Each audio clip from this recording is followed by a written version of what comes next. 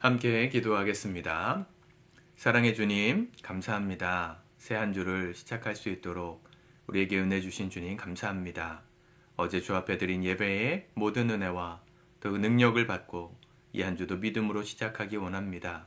이 시간 예배할 때 말씀하여 주시고 우리 안에 잃어버린 기쁨이 충만하게 채워지게 하시고 오늘도 바른 하나님의 백성으로서 바른 기준을 따라 살아가는 하나님의 복된 인생 될 수 있도록 우리와 동행하여 주옵소서.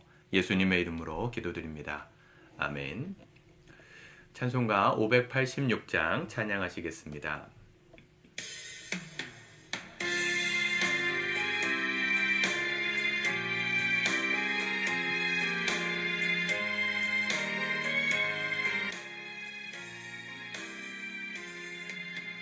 어느 민족 누구게나 결단할 때 있나니 참과 거짓 싸울 때에 어느 편에 설 건가 주가 주신 새 목표가 우리 앞에 보이니 빛과 어둠 사이에서 선택하며 살리라. 고상하고 아름답다 진리 편에 서는 일 진리 위해 억압받고 명예 잃어도 비겁한 자 물러서나 용감한 자 굳세게 낙심한 자 돌아오는 그날까지 서리라. 수요자의 빛을 따라 주의 길을 쫓아서 십자가를 등에 지고 암만 향해 가리라. 새 시대는 새 사명을 우리에게 주나니 진리 따라 사는 자는 전진하리 언제나.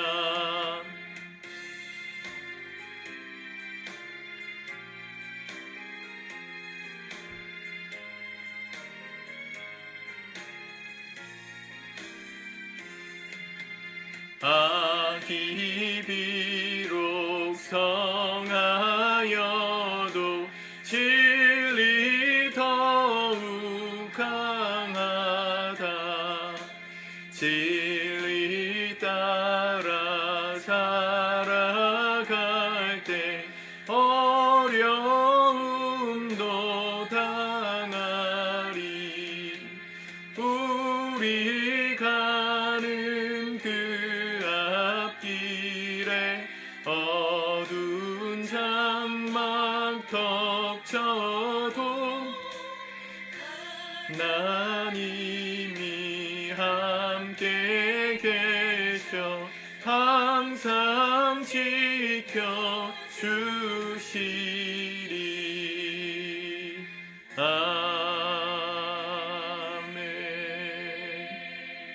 아멘.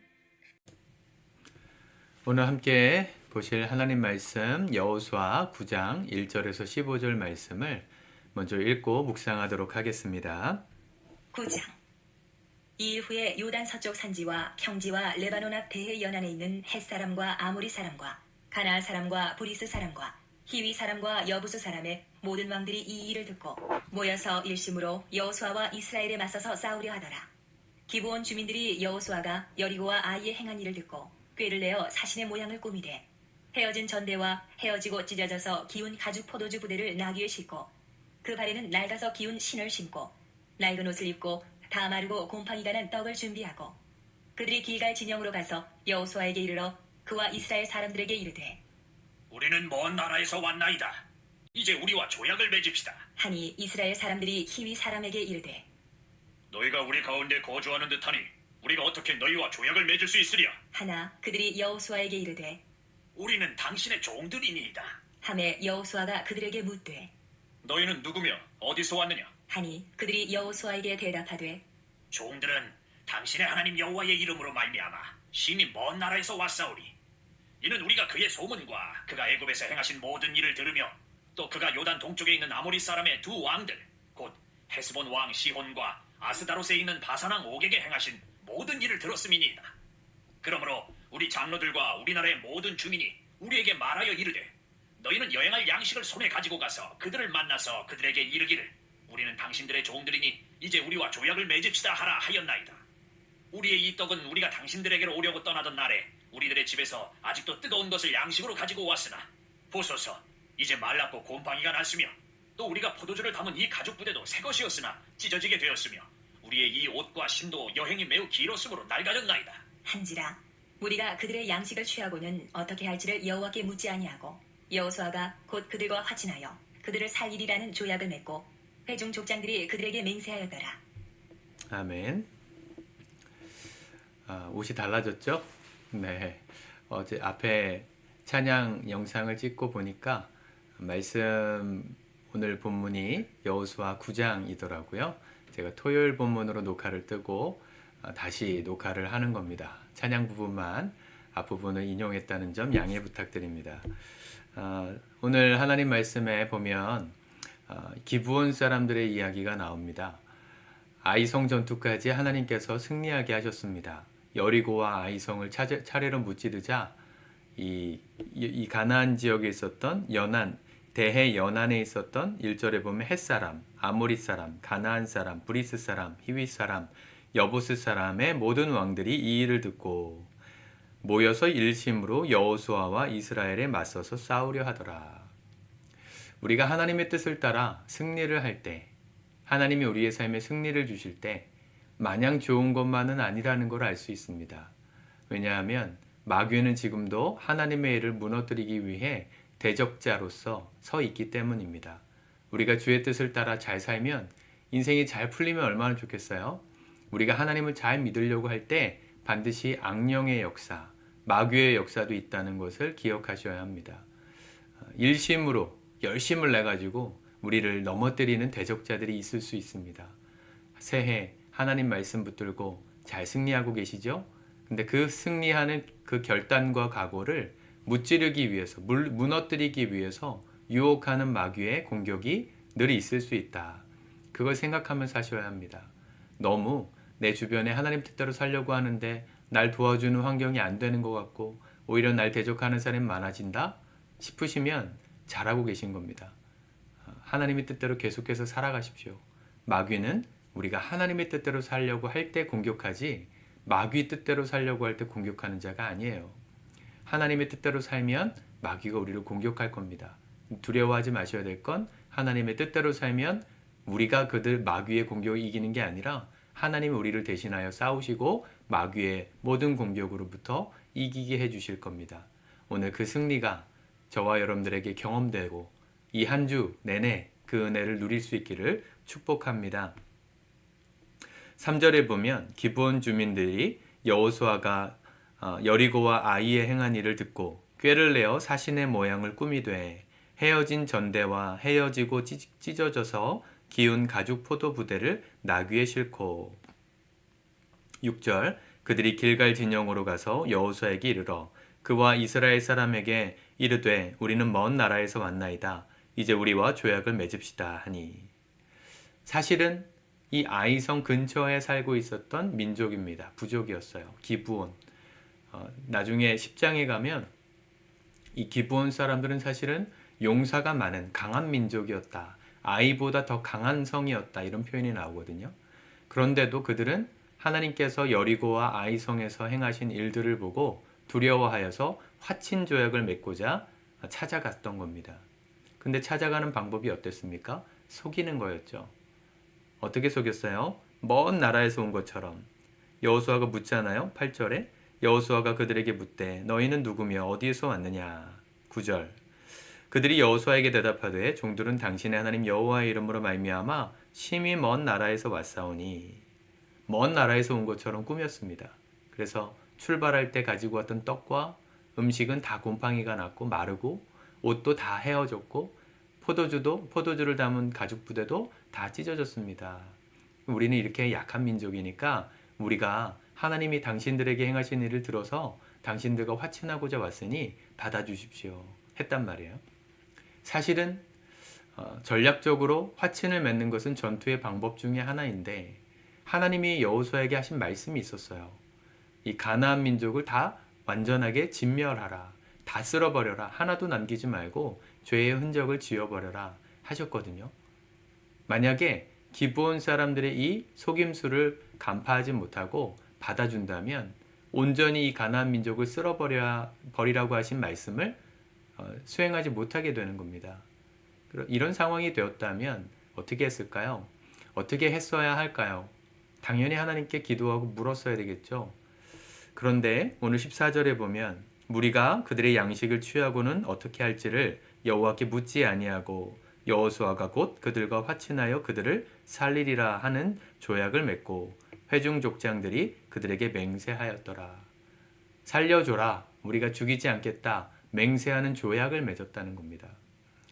이게 우리 내일 보겠지만 이스라엘 민족 안에서 큰 난제가 돼요. 풀기 어려운 문제가 돼요. 하나님의 뜻을 행해야 되는데 그들의 어떻게 처리해야 될지를 하나님께 묻지 않고 행했을 때 실수가 발생했던 것이죠. 우리가 새해를 살아가면서 우리에게 중요하게 형성되어야 하는 습관 중에 하나는 기도하고 묻는 습관입니다.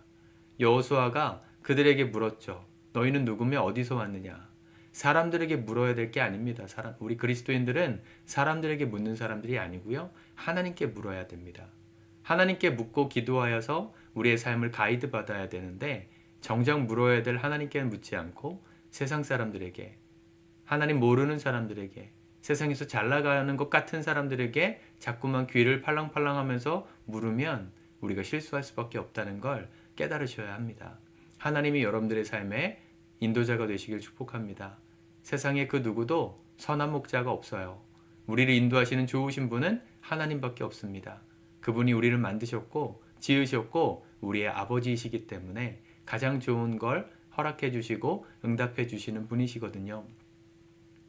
우리 교회 성도님들 중에 기도 제목을 제가 많이 봤는데 우리 성도님들 사이에서도 목장 안에서도 기도 제목이 이렇게 공유되는 것을 알고 있습니다. 어느 성도님이 본인 목장은 아닌데 어느 성도님의 기도 제목을 전해 듣고 기도를 열심히 했대요.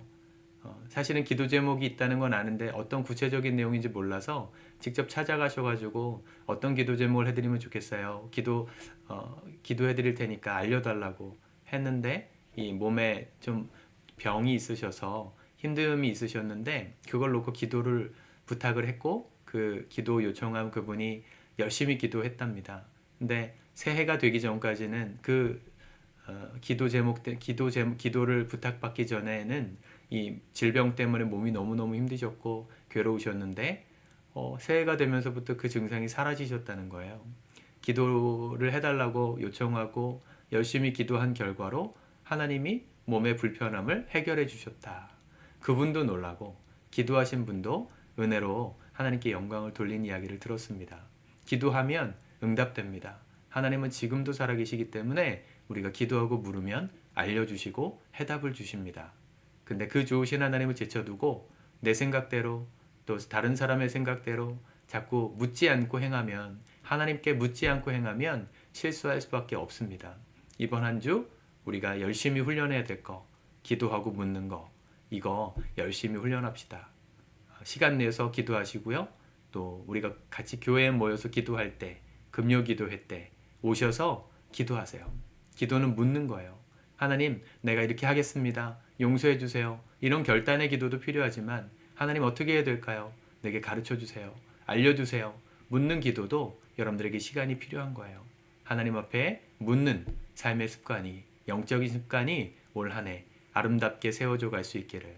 그래서 실수하지 않고 승리를 경험하는 저와 여러분들의 복된 새해가 될 수 있기를, 또 이번 한 주 될 수 있기를 축복합니다. 기도하겠습니다. 하나님 감사합니다.